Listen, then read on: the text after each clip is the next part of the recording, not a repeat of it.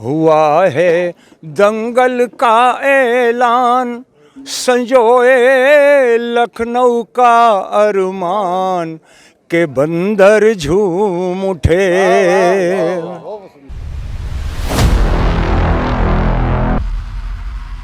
कोई थप्पड़ सा चमकाए, कोई कमल पर ब्रह्म दिखाए, हाथी की कोई करे सवारी, कोई साइकिल पर दौड़ लगाए।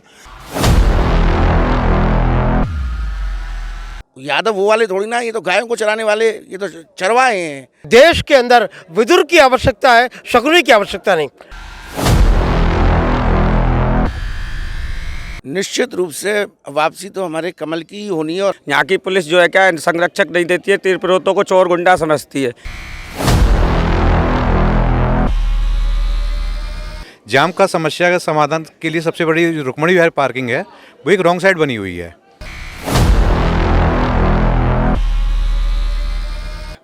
इलेक्शन के टाइम में वोट मांगने आते हैं तो तब उनकी बॉडी लैंग्वेज कुछ और होती है, और जब वो एक सिटिंग हो जाते हैं तब उनकी बॉडी लैंग्वेज अलग होती है।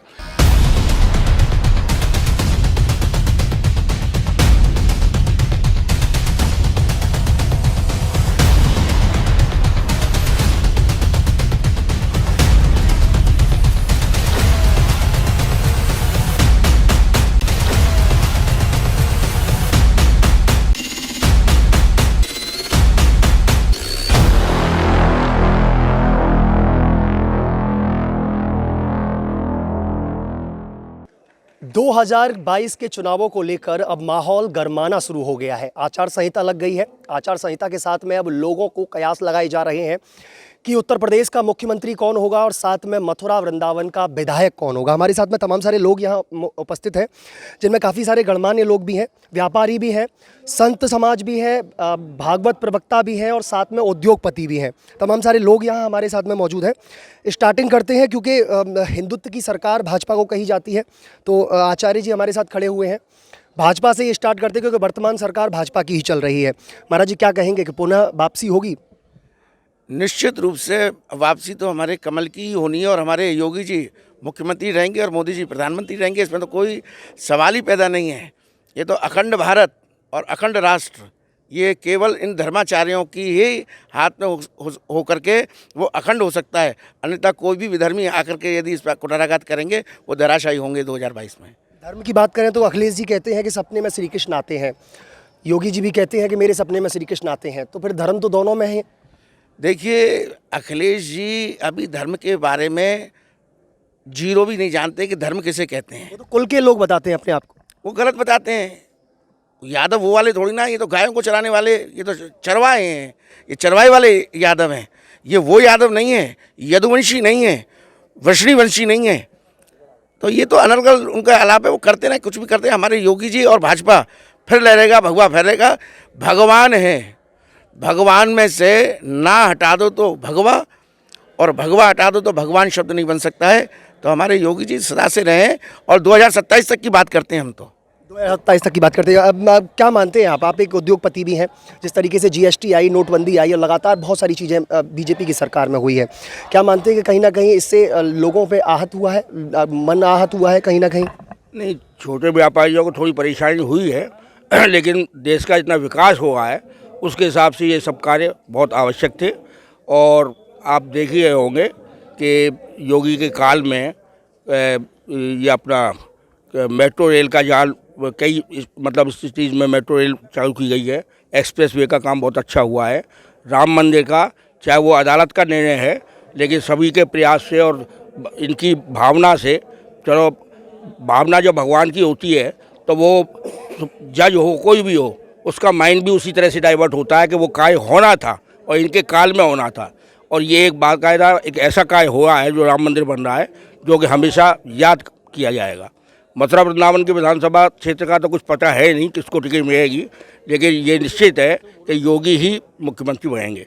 पर ये माहौल को देखते हुए ऐसा प्रतीत हुआ है कि शायद जो 2017 में जितनी सीट आई थी, शायद उससे सीट कुछ कम रह जाएं, लेकिन बहुमत भाजपा का ही बनेगा। कयास तो लगाई जा रही है कि योगी जी मथुरा से चुनाव लड़ रहे हैं। हालांकि विपक्ष की भी नींद इसी बात से उड़ी हुई है कि मथुरा से अगर योगी जी चुनाव लड़ते हैं तो बिल्कुल कायाकल्प हो जाएगी, 5 विधानसभाएं खत्म हो जाएंगी। क्या मानते हैं आपकी योगी जी अगर मथुरा से चुनाव लड़ते हैं तो क्या लाभ मिलेगा वृंदावन मथुरा के लोगों को? निश्चित लाभ मिलेगा, वीआईपी सीट हो जाएगी और मथुरा से 100% वो जीतेंगे, 100%। अच्छा, वीआईपी सीट तो वैसे श्रीकांत शर्मा जी की भी थी क्योंकि ऊर्जा मंत्री हैं, शर्मा जी लोग प्लस वो बाहर के हैं, फिर योगी जी बाहर के लेकर के आएंगे वृंदावन वासी, तो कहीं ना कहीं फिर लोगों को परेशानियां होंगी। श्रीकांत शर्मा को भी यहाँ की पब्लिक ने जिताया, लेकिन उनकी लोकप्रियता में बहुत भारी कमी हुई है और भाजपा के खुद ही जितने भी कार्यकर्ता हैं सब श्रीकांत शर्मा से रुष्ट हैं, अधिकांश रुष्ट हैं, पूरे तो नहीं कह सकता मैं। इसलिए सीट बदलना जाना तो जरूरी है कि यहाँ पर सीट दूसरे को ही मिलेगी। योगी जी मिलेंगे तो हमारी सीट का महत्व बढ़ जाएगा। बिल्कुल, योगी जी मिलेंगे तो सीट का महत्व बढ़ जाएगा। क्या मानते हैं आप जिस तरीके से अब विधायक की का चुनाव अब लड़ने जा रहा है तो कौन क्या क्या मुद्दे होने चाहिए?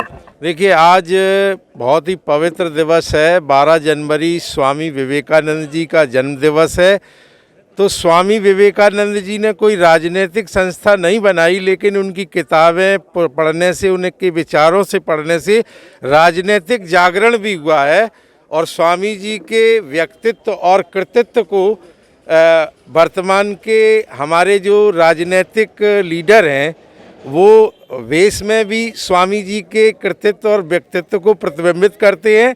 और आज स्वामी जी के इस जागरण के दिवस में समाज भी जागृत होकर के उठ खड़ा होगा और उन्होंने जो हमारी भारतीय संस्कृति को पूरी दुनिया में फहराया और यह भारतीय संस्कृति फिर से उठ खड़ी है और इस संस्कृति के संवर्धन करने वालों को भी पहचानती है जनता और इस संस्कृति के वो विनाश करने वालों को भी पहचानती है। इसलिए वक्त आ गया है स्वामी जी के उस वाक्य के स्मरण का, उठो जागो और अपने लक्ष्य को प्राप्त करो, उठो जागो, भारतीय संस्कृति के परचम को फहराने वालों एकजुट होकर के पूरे विश्व में संदेश दो। टीचर, आप एक टीचर भी हैं, टीचर के साथ में आपने काफ़ी सारे बच्चों को सिखाया भी है।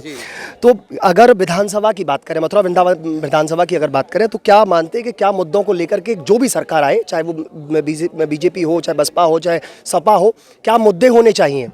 मुद्दे स्वामी जी ने जो कहा ना कि जागरण होना चाहिए, तो किसका जागरण होना चाहिए? भारतीय संस्कृति का जागरण होना चाहिए। भारतीय संस्कृति का अर्थ है मानवता का जागरण। भारतीय संस्कृति कभी रंग को मिटाती नहीं है, भारतीय संस्कृति तो रंग को पसंद करती है। जो रंग को मिटाती हैं संस्कृतियाँ वो इस पूरे प्लेनेट पे अभिशाप हैं, कलंक हैं और केवल मानवता को जो संवर्धित करती है वो यही कल्चर है जिसको आप देश रहे हैं। चलिए, बहुत अच्छी बात है। आप क्या मानते हैं कि विधानसभा चुनावों में क्या मुद्दे होने चाहिए चाहे कोई भी सरकार आए? हम ये जानते हैं देश के अंदर विदुर की आवश्यकता है, शकुनी की आवश्यकता नहीं। आज एक व्यक्ति शकुनी बनकर हिंदुत्व और हिंदुस्तान के बारे में उसको बोलने का अधिकार नहीं और वो उत्तर भी नहीं देगा, क्योंकि अगर वो राम के राष्ट्र में जन्म होता तो देता उत्तर, वो रोम के राष्ट्र में हुआ है, उसको उत्तर देने का कोई भी अधिकार नहीं। इन्हीं शब्दों के साथ अब मैं अपनी वाणी को बिल्कुल बिल्कुल बिल्कुल। तो आप क्या मानते हैं कौन होना चाहिए मुख्यमंत्री? और सबसे बड़ी बात कि बीजेपी वृंदावन मथुरा विधानसभा है, इसमें किन मुद्दों को लेकर के सरकार आनी चाहिए? मैं कवि होने के नाते किसी एक दल का पक्ष नहीं करूंगा। अब मैं क्या कहता हूं ये देखो। हुआ है दंगल का ऐलान, हुआ है दंगल का ऐलान, संजोए लखनऊ का अरमान के बंदर झूम उठे। बड़े चतुर होते ये बंदर, कोई दाढ़ी में कोई मुछंदर, कोई चिकना लगे संवरिया, कहीं उछल कर चले बंदरिया। कोई थप्पड़ सा चमकाए, कोई कमल पर ब्रह्म दिखाए। हाथी की कोई करे सवारी, कोई साइकिल पर दौड़ लगाए। नए तरकस नए तीर कमान, पंचवर्षीय रच रच के प्लान के बंदर झूम उठे, के बंदर झूम उठे, के बंदर झूम उठे। 40 दिन आचार संहिता, फिर कितनी भी करो दृष्ट। मैं संकेतों के माध्यम से बोल रहा हूँ कि 40 दिन आचार संहिता, फिर कितनी भी करो धृष्टता। अपराधी उकसा सकते हो, आतंकी पनपा सकते हो। आतंकी यदि पकड़ा जाए, जंजीरों में जकड़ा जाए।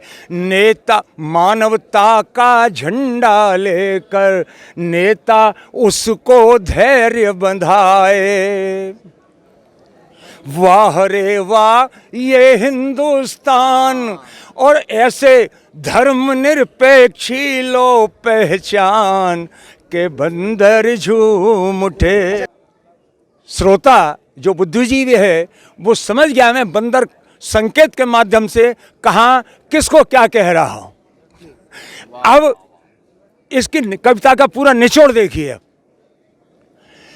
कि हिंदू हित पर फिक्र किया तो, हिंदू हित का फिक्र किया तो, राष्ट्रीयता का जिक्र किया तो, लग सकती आचार संहिता, ठहरा सकते हैं अयोग्यता। कुछ राष्ट्रीय धारा के बंदर, अब संकेत है जो आप सबसे पहले पूछ रहे थे। कुछ राष्ट्रीय धारा के बंदर, कुछ है राष्ट्र विरोधी बंदर। यूं तो सब बंदर ही बंदर, यूं तो सब बंदर ही बंदर, इनमें से ही चुनने बंदर। मोही वोटर ले जान, मोही वोटर ले जान, कौन होगा लखनऊ की शान, के बंदर झूम उठे। जी बिल्कुल, वाकई में बंदर झूम उठे हैं। बहुत सुंदर कविता के साथ में इन्होंने सारा सार बता दिया है। महाराज जी के पास फिर आता हूँ मैं। महाराज जी, मैंने बार बार एक ही चीज़ पूछ रहा हूँ कि किन मुद्दों को लेकर के यहाँ मथुरा वृंदावन में की बार चुनाव होने चाहिए, चाहे वो कोई भी पार्टियाँ हों। क्या मुद्दे होने चाहिए विशेषकर जिनसे हम लोगों को रोज़ जूझना पड़ता है? देखिए, सबसे पहले मैं ये बताना चाहूँगा कि पहला मुद्दा तो वृंदावन में है। ये जो बंदरों की समस्या है, इसका निदान बहुत आवश्यक है। इनसे जितनी दुर्घटनाएं इस वर्ष, इस 5 वर्षों में जो हुई हैं, एक तो बंदर समस्या, एक दूसरी सफाई की व्यवस्था। सफाई की व्यवस्था हालांकि इन पंचवर्षीय योजनाओं में बहुत अच्छे से वृंदावन की हो रही है, हम देख रहे हैं, लेकिन इसकी व्यवस्था होनी चाहिए। दूसरी, जो तीर्थ पुरोहित हैं, इनको संरक्षणता मिलनी चाहिए। ये सारे महत्वपूर्ण इस क्षेत्र के मथुरा, वृंदावन और जो 84 कोस ब्रजमंडल है, इसमें यही समस्याएं अत्यधिक हैं। इसको लेकर के यदि करेंगे तो बिल्कुल। तीर्थ पुरोहित की महाराज जी ने बात कही। एक देखिए, यहाँ पे हमारे साथ में तीर्थ पुरोहित पंडा समाज से ही हैं। क्या कहेंगे कि क्या मुद्दे होने चाहिए अब की बार चुनाव में? 2022 के जो चुनाव आने वाले हैं, यहाँ के विधानसभा जो भी विधायक बनेगा, क्या मुद्दों को लेकर लड़ना चाहिए? देखो, सबसे पहला मुद्दा है हमारे यहाँ पे, क्या नाम है, सबसे पहला मुद्दा है जो राष्ट्र निर्माण में पार्टी क्या नाम है योगदान दे, हमारे भारत को क्या नाम है और ऊंचाइयों तक ले जाए, उसको हम समर्थन करते हैं। और उसी को ही हम समर्थन करेंगे जो हमारे भारत को राष्ट्र निर्माण तक ले जाएगी, दीन दुखी असहायों की मदद करेगी, सभी लोगों का ध्यान रखेगी, सभी वर्ग का ध्यान रखेगी, उसी पार्टी को हम समर्थन करेंगे। जी, तो मुद्दे क्या, जिस तरीके से महाराज जी ने कहा कि पंडा समाज का उत्थान होना चाहिए? नहीं, पंडा समाज का उत्थान होना चाहिए क्योंकि काफ़ी लोग बेरोजगार हैं। हम भी नहीं चाहते हैं कि हम पंडागिरी करें, हमको क्या नाम है रोजगार मिले, हमको आर्थिक भद्दा मिले। हम भी पसंद नहीं करते हैं पंडागिरी करना, लेकिन मजबूरी है। पहले तीर्थ पुरोहित क्या होते थे, तीर्थ पुरोहितों के पांव पूजे जाते थे। आजकल तीर्थ पुरोहितों को धिक्कारा जाता है क्योंकि सरकार ही उनको संरक्षक नहीं देती है। यहाँ की पुलिस जो है क्या है, संरक्षक नहीं देती है, तीर्थ पुरोहितों को चोर गुंडा समझती है। उनके लिए माइक पे अनाउंसमेंट करती है जी आपके साथ ठगी करेंगे, जबकि ऐसा नहीं है। यहाँ का कोई भी तीर्थ पुरोहित किसी को नहीं ठगता है। वो सिर्फ अपने माध्यम से भगवान की लीलाओं का गुणगान करके उसका नौछावर रूपी दक्षिणा परदेसी से प्राप्त करता है। कोई अपनी इच्छा से दे, किसी से कोई ज़बरदस्ती नहीं करता है तीर्थ पुरोहित। लेकिन बाहर से आए हुए गधे घोड़े हमारे यहाँ पे ठगी कर रहे हैं। जो लोग बाहर से आश्रमिक तब आ गए हैं, वो लोग हमारे तीर्थ पुरोहितों का नाम बदनाम कर रहे हैं और यहाँ पे ठगी को कर रहे हैं। उनके लिए पुलिस जो है क्या है, सरकार एक माध्यम बनाए और उनको यहाँ से सफाया कराया जाए। यही हमारा मुद्दा है। जी बिल्कुल। महंगाई को लेकर क्या कहेंगे? महंगाई बढ़ती जा रही है, चरम सीमा पर है। क्या अब की बार जो सरकार आए, चाहे वो बीजेपी की हो, या सपा की हो, बसपा की हो, तो क्या इस महंगाई पर अंकुश नहीं लगाना चाहिए? ये सब लोग जानते हैं, वोटर सब बहुत होशियार हो चुका है। वोटर जानता है कि कितनी भी परिस्थितियां आ जाती हैं तो महंगाई की भी बढ़ने का भी उसका कारण था। इस समय विदेशों के हमले, विदेशों से बचाव, उसकी रक्षा के लिए पैसों का इंतजाम। जब आदमी किसी बड़े कार्य के लिए ओर चलता है तो नीचे कार में कहीं ना कहीं तो खलबली मच जाती है। तो मैं महंगाई के मुद्दे को ऐसा नहीं मानता। मैं महंगाई तो होनी थी, क्योंकि इससे बड़े जब हम रफाल वगैरह बड़े वगैरह बॉर्डर को सब कर रहे हैं, तैयारी कर रहे हैं, तो उस तैयारी के अंतर्गत हमें कहीं ना कहीं पे महंगाई का भी वो करना पड़ेगा। तो बड़ी तकलीफ के आगे छोटी तकलीफ की ओर जनता ध्यान न दे, और जो इस समय चल रहा है शासन बहुत बढ़िया चल रहा है। शासन की अच्छाइयों को देखें, और मैं तो यही कहूँगा कि यही शासन दोबारा आए। बिल्कुल, यही शासन दोबारा है। बीजेपी का भी यही, इनका ये कहना है कि बीजेपी दोबारा लौट करके रिटर्न आए। महाराज जी भी हमारे साथ में। महाराज जी, वैसे मुझे उत्तर प्रदेश से मैं हूँ नहीं, और मैं बहुत जल्दी वृंदावन वास कर रहा हूँ। मुझे यहाँ के निजी मुद्दे तो पता नहीं, महाराष्ट्र से मैं हूँ, पर जो गुरुजी बात कहें मुझे लगता है वो सत्य है, क्योंकि उनको यहाँ का अनुभव है, तो मैं उन्हीं के सारे मुद्दों को समर्थन करता हूँ। आप आते हैं जब महाराष्ट्र से, तो आके आपको कितनी परेशानी, जाम से जूझना पड़ता है, मंदिरों में जाने के लिए भीड़ भाड़ झेलनी पड़ती है, क्या क्या परेशानियाँ आपको खुद होती हैं? हाँ, यहाँ मुझे जैसे ट्रैफिक को लेकर तो बड़ी समस्याएँ हैं, और बिजली पानी को लेकर भी समस्याएँ हैं। बंदर को लेकर के? हाँ, बंदर को लेकर तो इतनी समस्या है कि कई बार मेरा फ़ोन, मेरा पर्स कई बार चला गया, तो बंदर भी एक बड़ा मुद्दा है कहीं ना कहीं। कभी वाकई में करने के लिए आदमी यदि जाना चाहे और मन बनाए कि हम बिहारी जी के दर्शन करें ही करें, इतना जाम है, और इस जाम से जो स्थानीय आदमी है, आज उसकी जो एक नियम था, नियम सेवा में वो चलता था कि मुझे प्रतिदिन बिहारी जी के दर्शन करने जाने हैं, केवल एक उस जाम की वजह से वो मन महसूस करके रह जाता है और अपने घर में रह जाता है। ये जाम भी वृंदावन का और मथुरा का बहुत बड़ा एक मुद्दा रहेगा इस चुनाव में। जी बिल्कुल, चुनाव में यह मुद्दा रहेगा जाम का, बंदरों का और जाम का, कुछ चुनिंदा मुद्दे ही हैं। जी, क्या नाम है आपका? आशीष अग्रवाल। आशीष जी, कहाँ से हैं? मथुरा से। क्या कहेंगे कि अब की बार जो मथुरा विधानसभा है उसमें कौन उम्मीदवार होना चाहिए जो जीते, और क्या मुद्दे को लेकर के आए जिससे कि उसको जीत हासिल हो? उम्मीदवार ऐसा हो जो कि एक जन समस्याओं का निदान कर सके, और मुद्दे जो एक गुरुजी लोग बता रहे हैं, जो एक जाम का समस्या है, जो बताया कि खुद मैं भी कई बार जाम की वजह से बिहारी जी के दर्शन के लिए वंचित रह चुका हूँ, लेकिन मन ही मन आप दर्शन कर चुका हूँ। जाम का समस्या का समाधान के लिए सबसे बड़ी रुक्मणी विहार पार्किंग है, वो एक रॉन्ग साइड बनी हुई है, उसका निदान होना बहुत ज़रूरी है। और ख़ासकर जो दिल्ली से लोग आते हैं, जो बाहर के लोग आते हैं, उनकी श्रद्धा अपनी जगह है, लेकिन वो इतने पढ़े लिखे गंवार लोग हैं कि आप वो रॉन्ग कहीं भी पार्किंग कर देंगे। वो पार्किंग की जगह पार्किंग अपनी गाड़ी को पार्क नहीं करेंगे। वो उनका अगर बस चले तो बिहारी जी के मंदिर में आकर गाड़ी को अपनी पार्क कर दें। वो उनके मन में पता नहीं किस तरीके अपने जो रूल्स और रेगुलेशन है वो दिल्ली में फॉलो करेंगे, लेकिन मथुरा वृंदावन आके वो रूल्स तो वो रेगुलेशन को फॉलो नहीं करेंगे। वो यहाँ पे आके लोग गंवार हो जाते हैं। मेरा निवेदन यही है कि इन समस्याओं का निदान होना चाहिए, जिससे कि सभी लोग जिस श्रद्धा भाव से अपने मथुरा वृंदावन में दर्शन करने के लिए आ रहे हैं उसको अपने फॉलो कर सकें और इन समस्याओं का निदान हो सके। बंदरों से थोड़ी महंगाई, देखिए महंगाई एक इशू है, हो सकता है, लेकिन उसी के अनुरूप से सभी लोगों की सैलरी भी बढ़ी है, आमदनी भी बढ़ी है। महंगाई अपनी जगह है, लेकिन एक जन समस्या का निदान होना बहुत ज़रूरी है। बंदरों वाली जो अभी ये बात आपने गुरुजी से पूछी है, बंदरों का निदान होना बहुत ज़रूरी है, उनकी समस्याओं का। क्योंकि लेकिन पहले वृंदावन एक वन था, लेकिन अब वो कंक्रीट वन बन चुका है, जो जिससे की वजह से बंदरों को उनको खाने को कुछ मिल ही नहीं पा रहा है। वो आदमी से छीन के खा रहे हैं। तो बंदरों को उनको वन मिले अपना, जिससे कि वो वहाँ पे रह सके। मतलब सपोज दैट, जिस तरीके से हेमा मालिनी जी ने कहा था कि सफारी बनाई जाएगी, बंदर सफारी, तो सफारी टाइप का कुछ बनना चाहिए। देखिए, एक यहाँ हमारे एक लेखाकार भी हैं, बहुत प्रसिद्ध लेखाकार भी हैं। आपने बहुत सारे चैनलों पर और DD1 पर भी इनका कार्यक्रम बहुत बार सुना होगा, बहुत सुंदर लिखते हैं। महाराज जी, कुछ लिखा है अब की बार 2022 के चुनावों में। और सबसे बड़ी बात और बता दूँ, महाराज जी मैंने इसलिए कहा है, हालांकि आपको युवा दिख रहे होंगे, लेकिन बहुत ही सरस एक मीठे भागवत प्रवक्ता भी हैं। जी, क्या कहेंगे कि क्या अब की बार मुद्दे होने चाहिए और सरकार किसकी बनेगी 2022 में? भैया, मैं तो फ्रैंकली बोलूँगा अब की बार भाजपा सरकार। लेकिन जहाँ तक बात है मुद्दों की, तो देखिए बिजली सब जानते हैं कि उत्तर प्रदेश में बिजली पूरे भारत में सबसे ज़्यादा महंगी है। अब तो सस्ती कर दी है, देखते हैं उसको कंटिन्यू करें तो अच्छी बात है। और लेकिन कुछ चीज़ें ऐसी हैं जो पहले कभी नहीं हुई थी, अभी हो रही है।